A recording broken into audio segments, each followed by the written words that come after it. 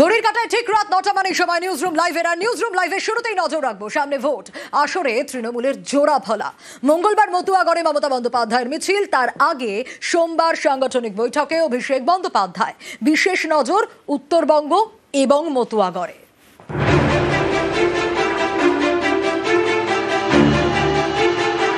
ছাব্বিশে বাংলা দখলের লড়াই, 25-এই পথে নামছে তৃণমূল।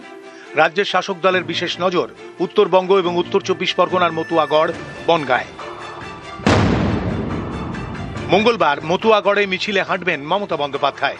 সোমবার সাংগঠনিক বৈঠকে অভিষেক বন্দ্যোপাধ্যায়, যেখানে বাড়তি নজর থাকবে উত্তরবঙ্গ এবং মতুয়াগড়ে।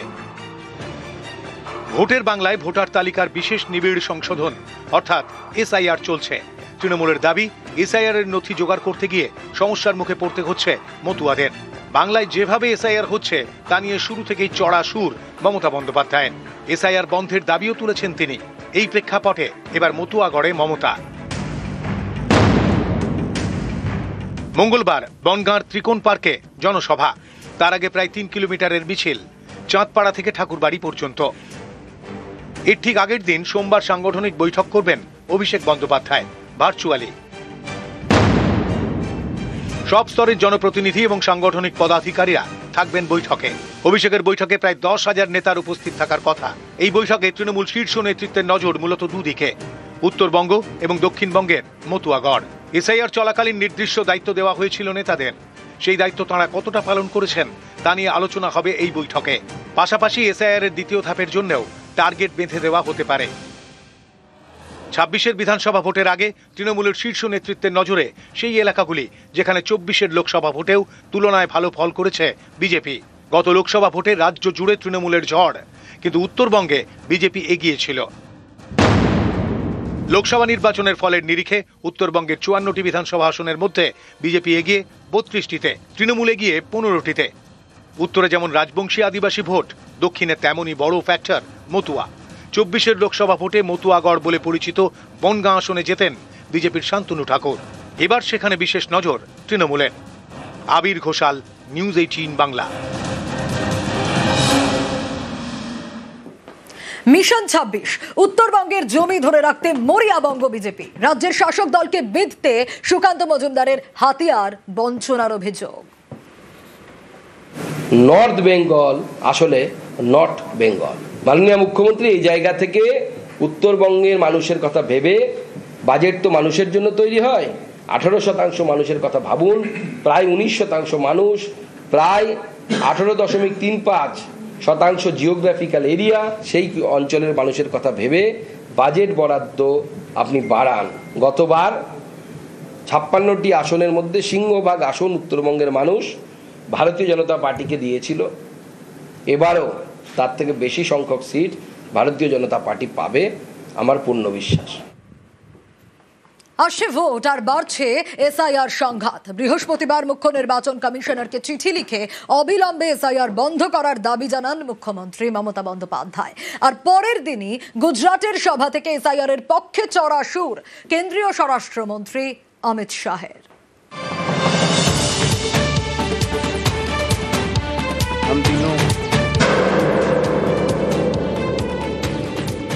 বছর কাটলেই রাজ্যে বিধানসভা নির্বাচন, তার আগে ভোটার তালিকায় বিশেষ নিবিড় সংশোধন অর্থাৎ এসআইআর ঘিরে গরম রাজনীতি। বৃহস্পতিবার সরাসরি মুখ্য নির্বাচন কমিশনারকে চিঠি লিখে এসআইআর বন্ধ করার দাবি জানান বাংলার মুখ্যমন্ত্রী। মুখ্যমন্ত্রীর চিঠির পরের দিনই এসআইআর নিয়ে সুর চড়ালেন কেন্দ্রীয় স্বরাষ্ট্রমন্ত্রী। অনুপ্রবেশ নিয়ে কড়া বার্তা দিলেন গুজরাটের ভুজের সভা থেকে। दुर्भाग्य की बात है, कुछ राजनीतिक दल एक घुसपैठिया हटाओ का जो अभियान है इसको निर्बल करने में लगे। चुनाव आयोग द्वारा जो एसआईआर की प्रक्रिया चल रही है इसका खिलाफत कर रहे हैं।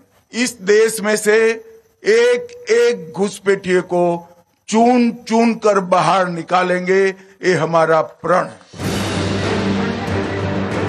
যেভাবে এসআইআর হচ্ছে তার বিরোধিতায় শুরু থেকেই চড়া সুর মমতা বন্দ্যোপাধ্যায়। বৃহস্পতিবার মুখ্য নির্বাচন কমিশনার জ্ঞানেশ কুমারকে চিঠি লিখে অবিলম্বে এসআইআর বন্ধ করার দাবি জানান তিনি। চিঠিতে বাংলার মুখ্যমন্ত্রী লেখেন, বিষয়টা উদ্বেগজনক পরিস্থিতিতে পৌঁছেছে। আধিকারিক এবং সাধারণ মানুষের ওপর অপরিকল্পিতভাবে এসআইআর চাপিয়ে দেওয়া হচ্ছে, যা বিপজ্জনক। শুরুর দিন থেকে এই প্রক্রিয়ায় কোনো প্রস্তুতি নেই, পরিকল্পনা নেই, সমন্বয় নেই। এই ধরনের পাহাড় প্রমাণ কাজের জন্য বিএলওদের পর্যাপ্ত প্রশিক্ষণ দেওয়া হয়নি, সহায়তাও দেওয়া হয়নি, এমনকি সময়ও দেওয়া হয়নি, যার ফলে গোটা প্রক্রিয়ার বিশ্বাসযোগ্যতা নিয়ে শঙ্কা তৈরি হয়েছে। নির্বাচনী গণতন্ত্রের কাছে যা উদ্বেগের বিষয়। নিজেদের ক্ষমতার বাইরে বেরিয়ে কাজ করছেন বিএলওরা। পরিস্থিতির যেদিকে যাচ্ছে তাতে একটা বিষয় পরিষ্কার, ৪ ডিসেম্বরের মধ্যে একাধিক বিধানসভা কেন্দ্রে ভোটারদের তথ্য নির্ভুলভাবে আপলোড হওয়া মুশকিল। প্রবল চাপ এবং শাস্তির ভয় অসম্পূর্ণ তথ্যই আপলোড করতে বাধ্য হচ্ছেন বিএলওরা, যার ফলে বৈধ ভোটারদের নাম বাদ চলে যাওয়ার ঝুঁকি থেকে যাচ্ছে। পাশে দাঁড়ানোর পরিবর্তে কারণ ছাড়া শোকজ করা হচ্ছে অফিসারদের। বাস্তব পরিস্থিতি বুঝতে চাইছে না নির্বাচন কমিশন। হুঁশিয়ারি দিচ্ছে বিএলওদের, হস্তক্ষেপ করুন এবং এই প্রক্রিয়া বন্ধ করুন, না হলে জনতা থেকে অফিসার সবার ক্ষেত্রেই অপূরণীয় ক্ষতি হয়ে যাবে। মুখ্যমন্ত্রী যেদিন এসআইআর বন্ধ করার দাবি তোলেন, সেদিন নির্বাচন কমিশন সোশ্যাল মিডিয়ায় দাবি করে পশ্চিমবঙ্গে এসআইআর মসৃণভাবে চলছে। শুক্রবার নির্বাচন কমিশন জানালো, মুখ্যমন্ত্রীর চিঠিতে উল্লেখ করা প্রতিটি বিষয় খতিয়ে দেখছে তারা। সমস্ত দিক খতিয়ে দেখে জবাব দেওয়া হবে মুখ্যমন্ত্রীকে। জেলা থেকে প্রতিটি মৃত্যুর রিপোর্ট নিচ্ছেন সিইও। প্রতিটি মৃত্যুর কারণ খতিয়ে দেখে নির্বাচন কমিশনকে রিপোর্ট দেবেন সিইও। কোনো শোকজ তো আমাদের থেকে ইস্যু হয় না, শোকজ তো ইয়ারও থেকে হবে। এখন পর্যন্ত জলপাইগুড়ি ডিএম কাছে পুলিশ রিপোর্ট আসেনি, তারপরে পোস্টমর্টম রিপোর্ট আসে, তারপরে আমি বলতে পারবো। এখন পর্যন্ত আমার কাছে জলপাইগুড়ি জেলা শাসক থেকে আসেনি। ডেথ কিছু হয়েছে, ইয়ে হয়েছে, ওটা তো রিপোর্ট আসবে, আমরা বলবো। কমিশনকে মমতার চিঠির পরের দিনই এসআইআর এর পক্ষে সওয়াল করে চড়া সুর অমিত শাহ। दुर्भाग्य की बात है, कुछ राजनीतिक दल एक घुसपैठिया हटाओ का जो अभियान है इसको निर्बल करने में लगे हैं। चुनाव आयोग द्वारा जो एसआईआर की प्रक्रिया चल रही है इसका खिलाफत कर रहे हैं। इस देश में से एक एक घुसपैठिए को चुन चुन कर बाहर निकालेंगे, ये हमारा प्रण है। कोई घुसपैठिए को अधिकार नहीं है कि हमारी लोकतांत्रिक प्रणालिका को वो प्रदूषित करे। जो घुसपैठियों के संरक्षण में लगे हैं, बिहार के चुनाव देश की जनता का मैंडेट है और वो मैंडेट घुसपैठियों की उपस्थिति के खिलाफ। নিউজ 18 বাংলা। সকাল 10টা নাগাদ ভূমিকম্প, কেঁপে উঠল পশ্চিমবঙ্গ, কেঁপে উঠল বঙ্গ রাজনীতিও। ভূমিকম্পের কাঁপার সঙ্গে এসআইআর কে জুড়ে কটাক্ষ বঙ্গ বিজেপির। পাল্টা তৃণমূল বলছে আসলে বিজেপির পায়ের তলার মাটি কাঁপছে।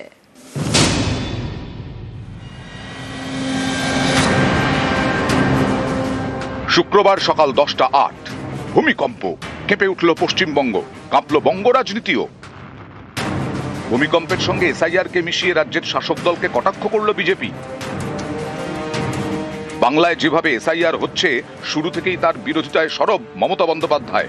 এদিন ভূমিকম্পের পর সোশ্যাল মিডিয়ায় বঙ্গ বিজেপি খোঁচা দিয়ে লেখে, পশ্চিমবঙ্গে ভূমিকম্প হলো, মমতা বন্দ্যোপাধ্যায় এটা কি এসআইআর এর জন্য? কিছু হলে পরে বলছে এসআইআর এর জন্য হচ্ছে। স্বাভাবিকভাবে সেটাকে নিয়ে আমাদের সোশ্যাল মিডিয়ায় একটা টুইট করা হয়েছে।